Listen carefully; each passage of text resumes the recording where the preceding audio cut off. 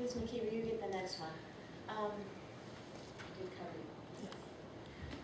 This one comes directly from the perspective of a student in the schools.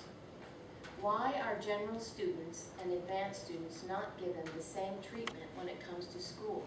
More specifically, why don't the general students get pushed to succeed in school?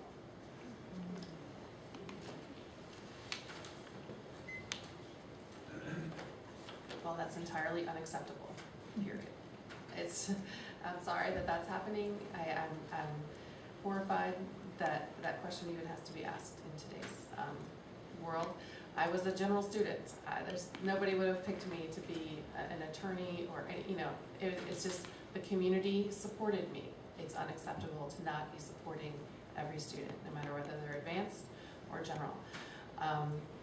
And everybody has talents, and I think we have to take a really hard look at ourselves as a school system where a student believes that they do not have this, they're not being taught in the same way or have the same opportunities.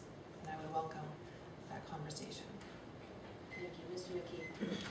Jennifer's right. That's completely unacceptable. Every student needs to be given the opportunity to succeed and given every support to do so, even if that's a push at times.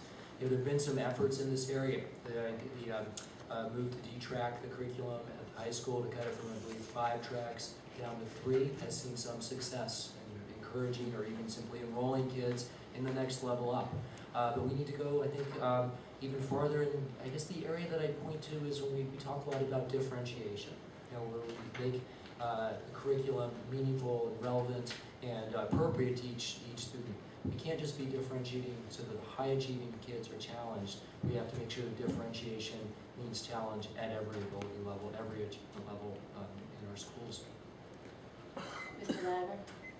I think that we need to make the general students the advanced students and keep the advanced students advanced, and to challenge every student and to allow them to take AP courses and such. And studies have shown that if teachers and the community, if the teachers tell the class that they are gifted, the students have performed better. I'm not suggesting we do that. I'm just saying that is what it is.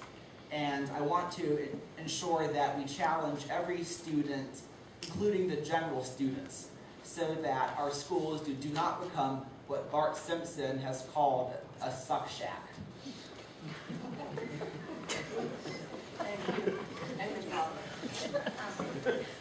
I totally agree that's unacceptable.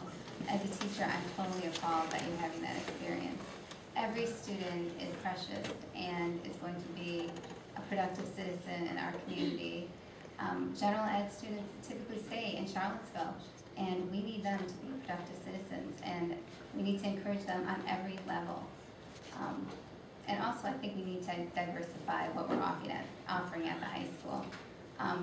Not every child needs to go to college anyway, and if all we're worried about is the SOL test, there's other things we're missing, like the soft skills that can get you into a job. So I think it's totally discouraging to hear that. Thank you. Wow. Well, my number is 409-4539, and I hope you will call me because I would like to hear more about the experiences of being in the high school. My children are not at the high school yet. Like everybody else here has said, I'm horrified by that thought, but I also have heard some things in talking with people in the community that maybe, doesn't quite surprise me as that much. One thing that I have heard from a previous assistant principal is that we pay so much attention to that upper echelon of kids that there really aren't other markers of achievement, not as many, in the general studies program, so that children can feel like they have accomplished something. Again, I'm not as familiar with the program, but I would like to be, so I hope that whoever you are out there, you will call me because I'd like to find out more. Thank you. Thank you. Ms. Blount.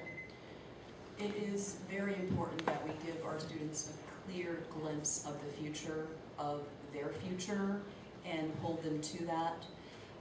As a teacher, that is something that I do with my students, and I would hope that all of our teachers in the division would do that as well. That what is before them in the day-to-day isn't as long-lasting as what is down the road in years to come.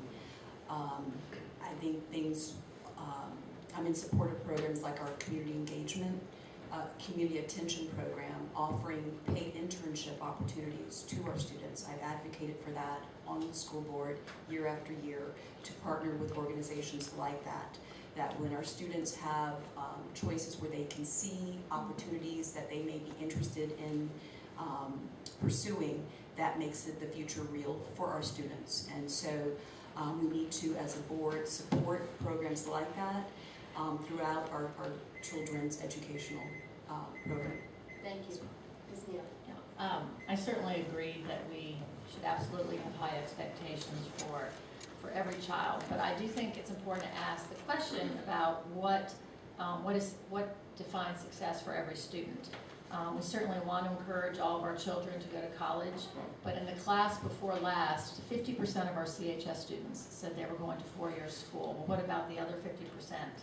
Not all kids want to go to college right away, so I think it's very important to work with K-Tech and PVCC to make it easier for kids to go to K-Tech, to make the courses offered at K-Tech perhaps more applicable to the job market in Charlottesville, and to get more options for kids who may not be interested in four-year college right away.